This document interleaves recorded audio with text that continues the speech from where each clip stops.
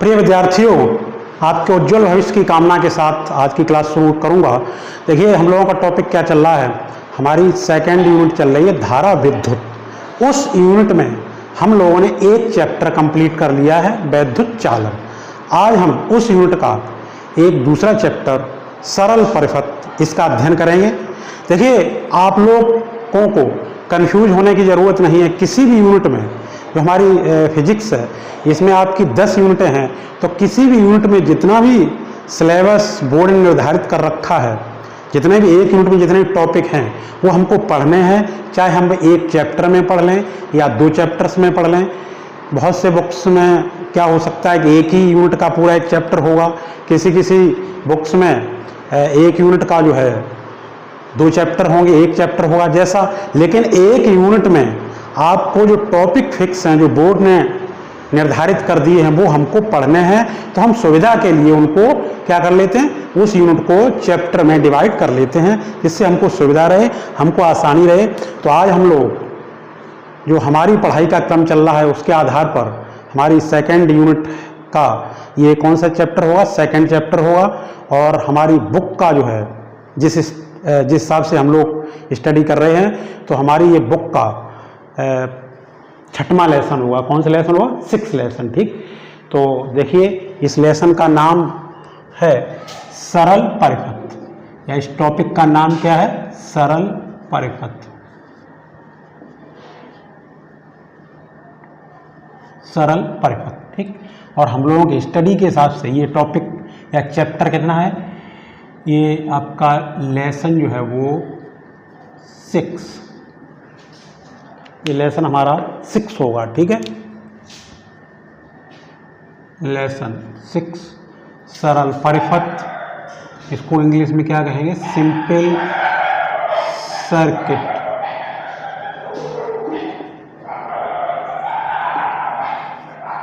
Simple circuit, सरल परिपथ। ठीक है, तो देखिए, आखिर परिपथ क्या होता है? परिपथ वैसे आपने बहुत सुना है, सर्किट, परिपथ एक ऐसा पथ जिससे होकर के वैद्युत धारा बहती है, क्या कहलाता है? क्या कहलाता है? परिपथ कहलाता है।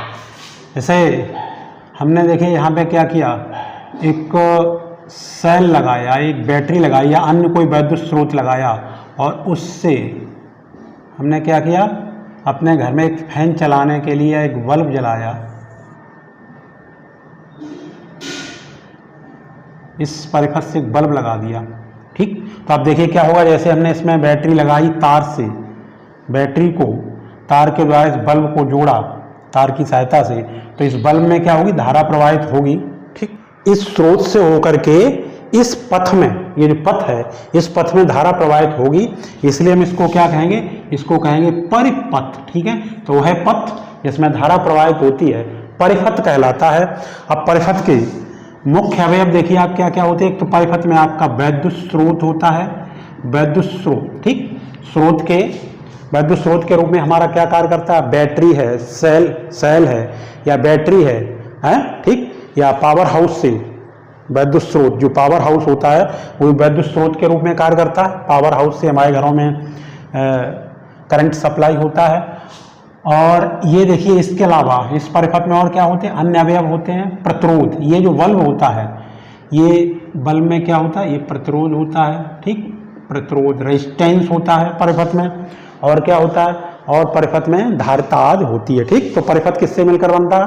परिपथ जो है वो आपका वैद्युत स्रोत और अन्य घटक जैसे प्रतिरोध, धारिता आदि से मिलकर बनता है। ठीक है, तो यहाँ पर हम लोग कुछ सरल परिपथ, देखिए हमने क्या किया कि एक, देखो यहाँ से सेल को एक बल्ब के साथ जोड़ दिया, तो बड़ा सरल परिपथ है, इसमें कोई बहुत ज़्यादा जटिलता नहीं है।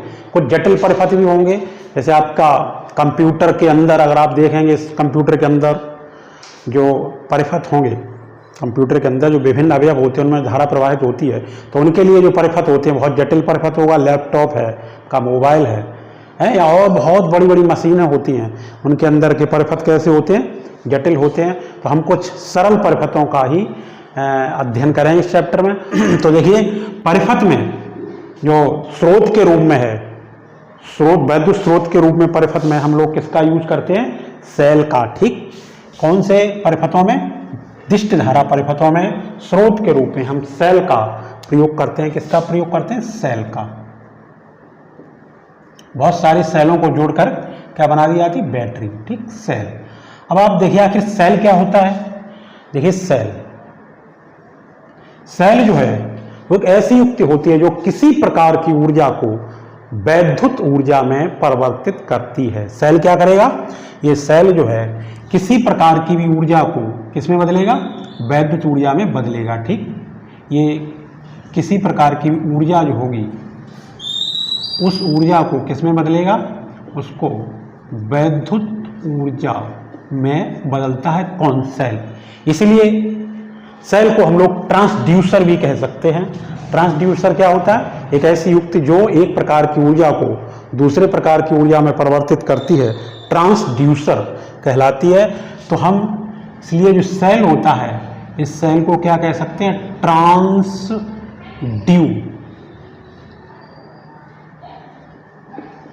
ट्रांसड्यूसर। ठीक, सेल को ट्रांसड्यूसर कहते हैं। और देखिए सेल को अक्यूमुलेटर भी कहते हैं। एक्यूमुलेटर क्या और कहते हैं इसको?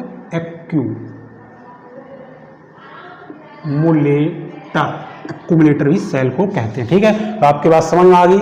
सेल क्या होता है?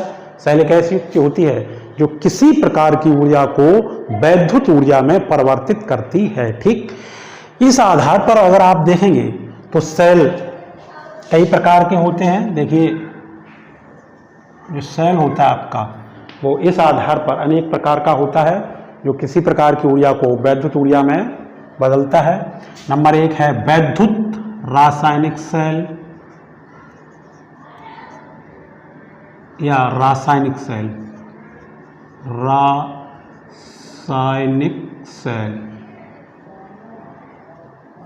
देखिए जो रासायनिक सेल होगा वो क्या करेगा? ये जो है रासायनिक ऊर्जा को वैद्युत ऊर्जा में बदलेगा। किसको? केमिकल एनर्जी को। Chemical energy CE, change electric energy EE। ठीक, समझ गए? रासायनिक सेल किसे कहो? वो है सेल जो रासायनिक ऊर्जा को, केमिकल एनर्जी को किसमें बदलता है? वैद्युत ऊर्जा में, इलेक्ट्रिक एनर्जी में बदलेगा। क्या कहलाएगा? रासायनिक सेल। ठीक, अब आपका एक होता है सौर सेल।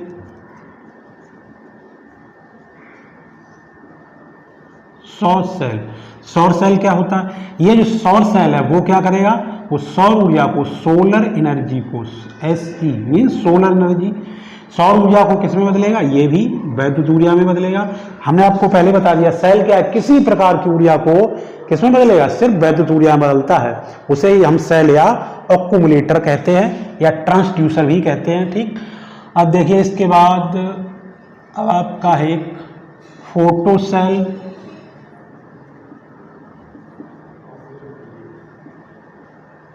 फोटो सेल, ये फोटो सेल क्या करेगा?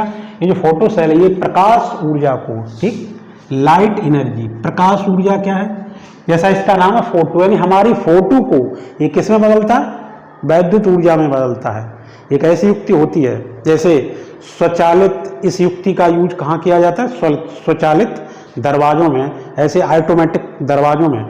तो जब हम दरवाजे के सामने खड़े होते हैं तो हमारी फोटो से क्या होता है? हमारी जो फोटो पड़ती है उस सर्किट पर, इस सेल के सर्किट पर, तो सर्किट पूरा हो जाता है और उसमें धारा बहने लगती है जिससे कि वो गेट खुल जाता है या बंद हो जाता है। तो ये सेल क्या करता है? हमारी जब हम इस सर्किट के सामने, इस सेल के परिपथ के सामने खड़े होते हैं तो हमारी फोटो को किसमें बदल देता है? हमारी फोटो को वैद्युत ऊर्जा में बदल देता है। या हमारे हमसे चलने वाला, हमसे जाने वाला जो प्रकाश है इसको किसमें बदल देता है? वैद्युत ऊर्जा में बदलता है, ठीक, EE। और आपका है ताप युग्म सेल। ताप युग्म सेल, देखिए ये सेल क्या करता है? ये जो है ऊष्मीय ऊर्जा को, यानी थर्मल एनर्जी को, किसको? थर्मल एनर्जी को ये चेंज करता है इलेक्ट्रिक एनर्जी में। तो ये आपके कुछ भी प्रकार के सेल हैं। देखिए सेल की जो रचना होती है वो किस प्रकार की होती है? सेल की रचना, कंस्ट्रक्शन। ये सेल की रचना में क्या होता है कि सेल में एक बर्तन होता है, इस बर्तन में एक ये बर्तन होता है, इस बर्तन में अम्लीय या क्षारीय द्रव या घोल भरा रहता है। क्या भरा रहता है? अम्लीय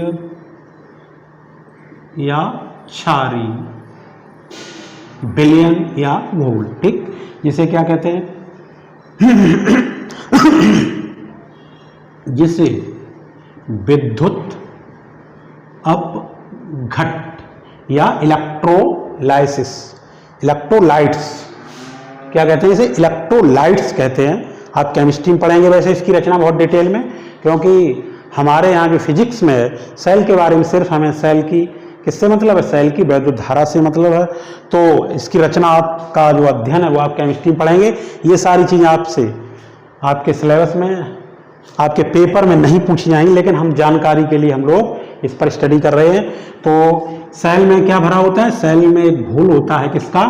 अम्लीय या क्षारीय द्रव का घोल होता है, ठीक। और इसमें विभिन्न धातुओं की 2 छड़ें पड़ी होती हैं, जो आपकी विभिन्न धातुओं की 2 छड़ें होती हैं।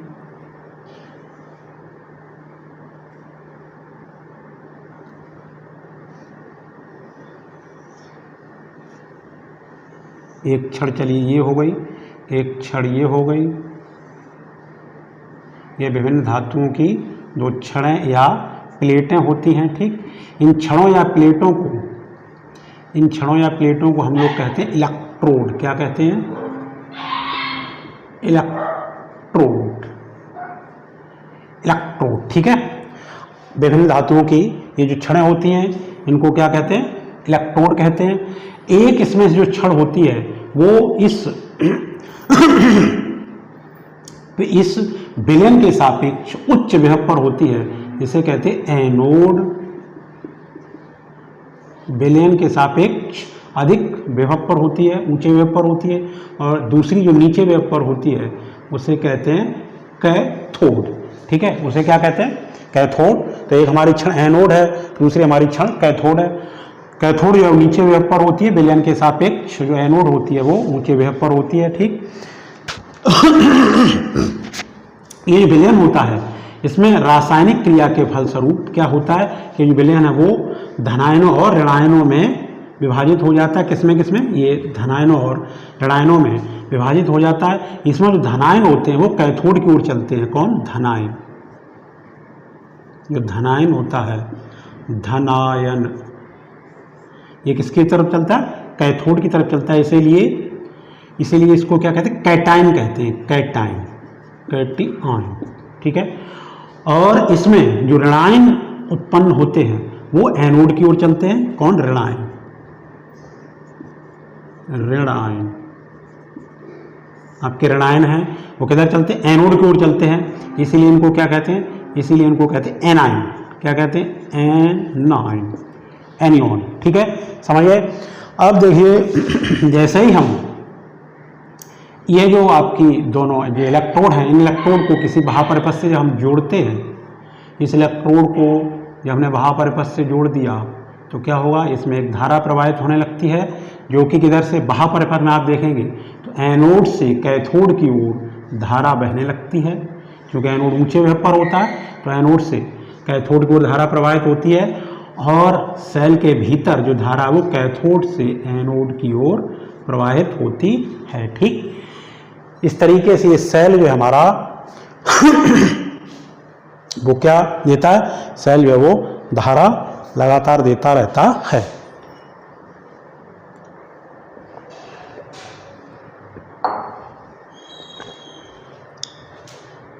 ये आपने थोड़ी सी रचना देख ली सेल की, ठीक। देखिए, ऐसे ऐतिहासिक तथ्य देखेंगे तो पहला हमारा जो सेल था वो सन 1800 ईस्वी में वोल्टा नामक वैज्ञानिक ने बनाया था। किसने? वोल्टा। इसीलिए इनके सम्मान में जो वैद्युत विभव है उसका मात्रक वोल्टेज, उसका मात्रक वोल्ट रखा गया है। किसका? वोल्टेज का मात्रक वोल्ट रखा गया है, या वैद्युत विभव का मात्रक क्या रखा गया? वोल्ट रखा गया है। सन 1800 ईस्वी में वैज्ञानिक वोल्टा ने पहले सेल का निर्माण किया था। ठीक, इस रचना के आधार पर आप देखेंगे, देखिए जो सेल की रचना है इसके आधार पर हमारे सेल दो प्रकार के होते हैं। जो हमारा सेल है वो रचना के आधार पर दो प्रकार का होता है। नंबर एक प्राथमिक सेल, प्राइमरी सेल, और नंबर दो है वो द्वितीयक सेल। ठीक, देखिए अब प्राथमिक सेल कौन सा होता है? प्राथमिक सेल वे सेल होते हैं जिनमें होने वाली रासायनिक क्रिया अनुत्क्रमणीय होती है। इनमें होने वाली रासायनिक अभिक्रिया कैसी होती है? अनुत्क्रमणीय। और ये प्रोसेस कैसी होती है? होती है इरिवर्सिबल,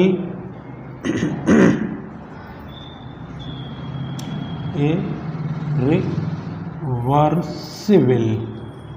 ठीक, देखिए जो प्राथमिक सेल होता है उसमें होने वाली क्रिया कैसी? अनुत्क्रमणीय। अनुत्क्रमणीय आप जानते हो, अनुत्क्रमणीय का मतलब ये होता है कि अगर हम अविकारक से उत्पाद प्राप्त करें तो उत्पाद से पुनः अविकारक प्राप्त नहीं होते हैं। इस यहाँ ये मतलब हो गया कि जो प्राथमिक सेल होते हैं, देखिए सेल का काम क्या होता है, हम जो आज आप पढ़ने जा रहे हैं मुख्यतः वो हमारा सेल कौन सा है? ये सेल की, वैसे हमने सेलों के आपके बहुत प्रकार बताए हैं, लेकिन हम जो सेल पढ़ने जा रहे हैं वो आपका है रासायनिक सेल है। कौन सा सेल है? रासायनिक सेल। रासायनिक सेल क्या होता है? वह सेल जो रासायनिक ऊर्जा को वैद्युत ऊर्जा में बदलता है, रासायनिक सेल। ठीक, रासायनिक सेल कहलाता है। तो देखिए जो प्राथमिक सेल होता है रासायनिक सेल वो कैसा होता है? उसमें जो अभिक्रिया होती है वो कैसी होती है? अनुत्क्रमणीय होती है। अनुत्क्रमणीय का मतलब ये होता है कि इस सेल में हम वैद्युत ऊर्जा को रासायनिक ऊर्जा में नहीं बदल सकते। देखिए ये सेल क्या करेगा? ये सेल रासायनिक ऊर्जा को वैद्युत ऊर्जा में बदलेगा, तो वैद्युत ऊर्जा को रासायनिक ऊर्जा में हम, अर्थात ये सेल चार्ज नहीं किए जा सकते। पुनः इन सेलों क्या पुनः आवेशित नहीं कर सकते। हम क्या नहीं कर सकते बताइए? इन सेलों को आवेशित नहीं कर सकते, इसलिए इनमें होने वाली जो क्रिया है वो अनुत्क्रमणीय हो गई। ठीक, इन सेलों के कुछ उदाहरण आपके एग्जाम्पल हैं। देखिए लैब में आप जाएंगे तो आपका लैक्लांसे, कौन सा सेल? लैक्लांसे सेल होता है, डैनियल सेल होता है, और जो हमने घरों में देखा है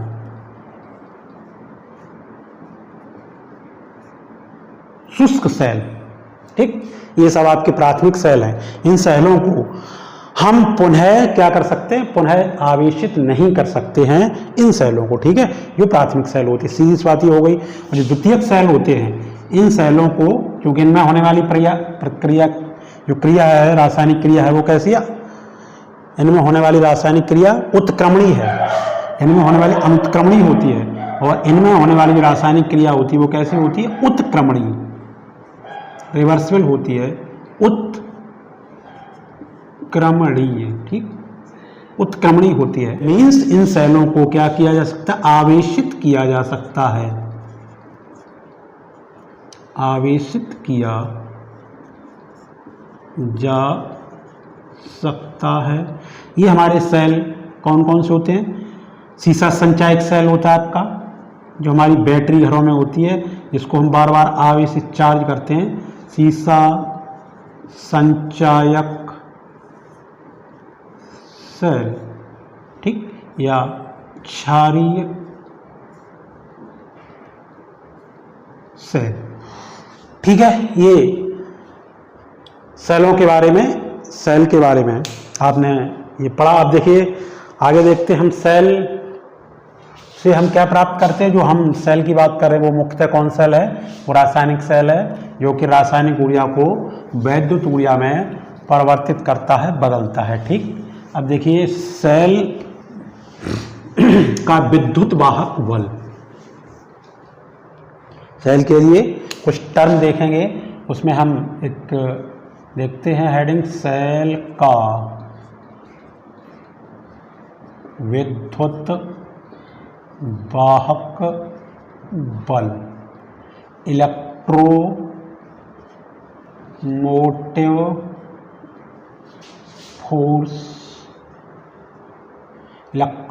फोर्स, और इसको शॉर्ट में कहते हैं ईएमएफ, ठीक। ईएमएफ सेल का विद्युत वाहक बल या ईएमएफ। देखिए सेल का विद्युत वाहक बल क्या होता है, जब हम सेल के साथ किसी भापरिपथ को जोड़ते हैं तो सेल उस परिपथ में धारा प्रवाहित करता है, मीन्स आवेश प्रवाहित करता है।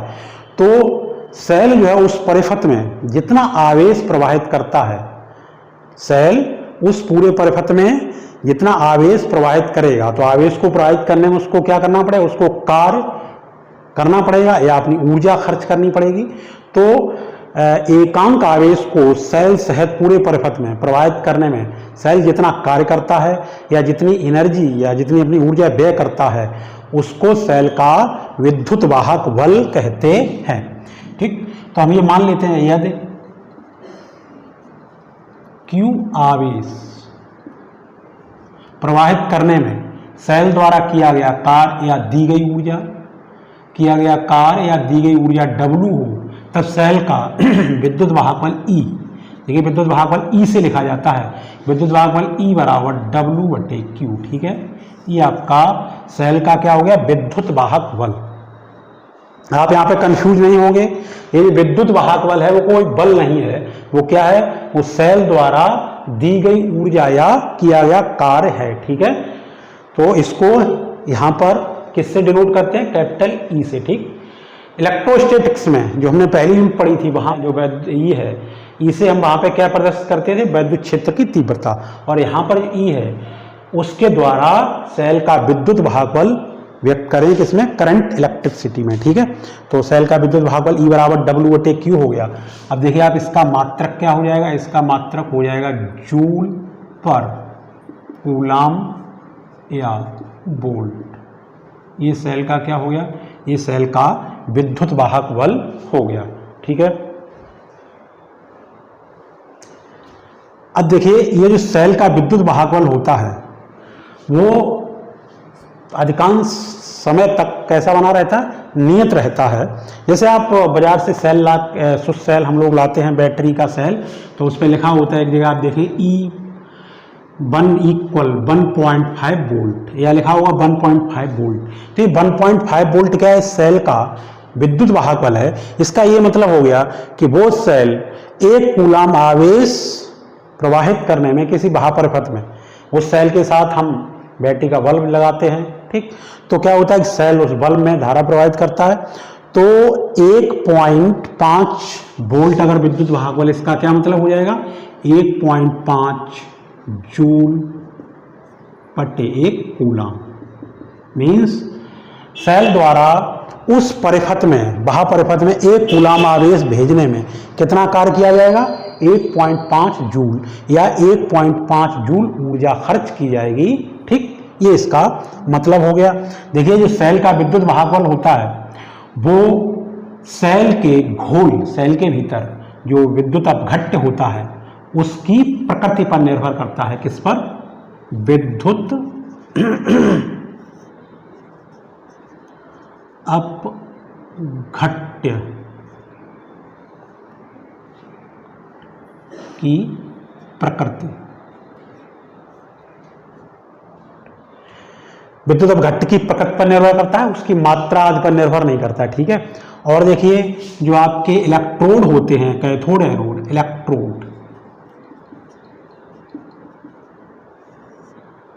इलेक्ट्रोड की धातु पर, यानी इलेक्ट्रोड किस पदार्थ का बना है, इस पर आपका क्या डिपेंड करता है कि सेल का विद्युत वाहक बल। तो देखिए किसी सेल में जो विद्युत अपघट्य की प्रकृति होती है वो भी नहीं चेंज होती है, समय के साथ बहुत लंबे समय तक नहीं बदलती है, और न ही इलेक्ट्रोड की धातु बदलती है। अतः किसी सेल का जो विद्युत वाहक बल होता है वो बहुत लंबे समय तक कैसा बना रहता है, नियत बना रहता है, ठीक। ये हो गया आपका विद्युत वाहक बल। इसके बाद देखिए सेल के लिए हम नेक्स्ट हेडिंग देखते हैं, टर्मिनल विभवांतर। टर्मिनल, नंबर 1 सेल का विद्युत भागफल हो गया, नंबर 2 टर्मिनल विभवांतर। ठीक है, टर्मिनल विभवांतर क्या होता है? एकांक आवेश को बाह्य में प्रवाहित करने में सेल द्वारा किया गया कार्य या दी गई ऊर्जा को क्या कहेंगे? सेल का टर्मिनल विभवांतर। ठीक, टर्मिनल विभवांतर और विद्युत भागबल में आप अंतर समझ गए। विद्युत भागबल क्या होता है? एकांक आवेश को सेल सहित पूरे परिपथ में प्रवाहित करने में किया गया कार्य। और टर्मिनल विभवांतर क्या होता है? एकांक आवेश को बाह्य परिपथ में, केवल बाह्य परिपथ में प्रवाहित करने में किया गया कार्य। ठीक है, तो देखिए, अगर Q आवेश को बाह्य परिपथ में प्रवाहित करने में सेल द्वारा किया गया कार्य W हो या दी गई ऊर्जा W हो, तो सेल का टर्मिनल विभवांतर V बराबर क्या हो जाएगा? W/Q। ठीक, इसका ही मात्रक आपका क्या हो जाएगा? मात्रक हो जाएगा जूल पर कूलाम या वोल्ट। ठीक है, आप टर्मिनल विभवांतर और विद्युत भागबल में डिफरेंस समझ गए होंगे। ठीक है, इसके बाद देखिए सेल का आंतरिक प्रतिरोध, आंतरिक प्रतिरोध, इंटरनल रेजिस्टेंस, इसको स्मॉल r से व्यक्त करते हैं। देखिए, सेल के भीतर क्या होता है? विद्युत अपघट्ट होता है, घोल होता है।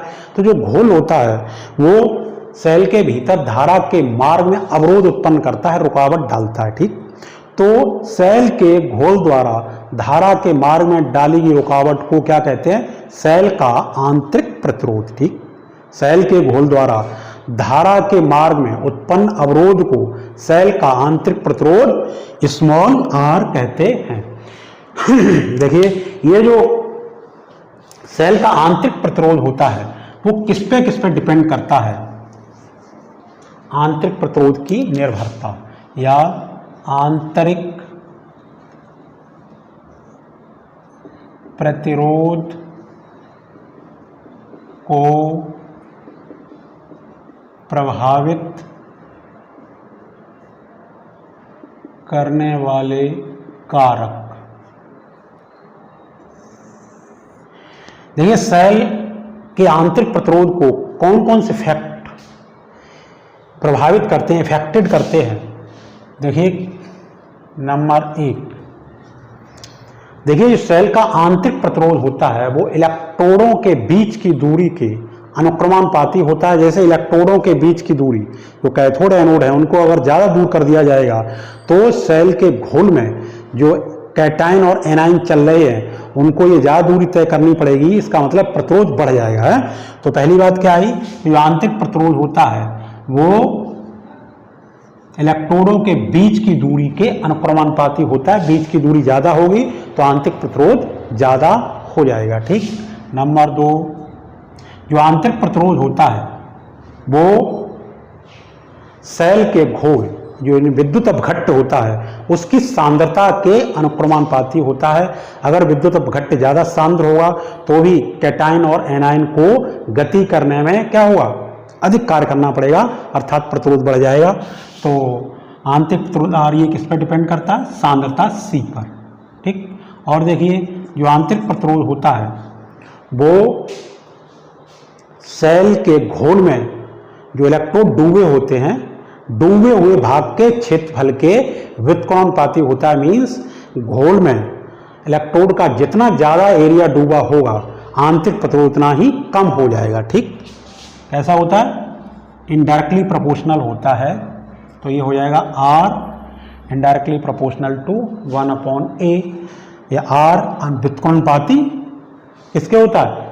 क्षेत्रफल के व्युत्क्रमानुपाती होता है। R indirectly proportional to A। समझ गए ये बात? किस पर डिपेंड कर रहा है ये बात आप समझ गए कि ये सेल है, इस सेल में जो घोल है, इस सेल में देखिए ये जो घोल है, इस घोल में आपका क्या डूबा? ये इलेक्ट्रोड डूबा हुआ है। तो इलेक्ट्रोड का जितना ज़्यादा एरिया डूबा होगा आंतरिक प्रतिरोध उतना ही कम हो जाएगा, क्योंकि सेल इलेक्ट्रोड का जितना ज़्यादा एरिया डूबा होगा एनायन और कैटायन को पहुंचने में उतनी आसानी रहेगी, उतनी जल्दी से ये जो एनायन और कैटायन है वो इलेक्ट्रोडों पर पहुंच जाएंगे। ठीक है, तो ये हो गया आपका। और देखिए जो आंतरिक प्रतिरोध होता है वो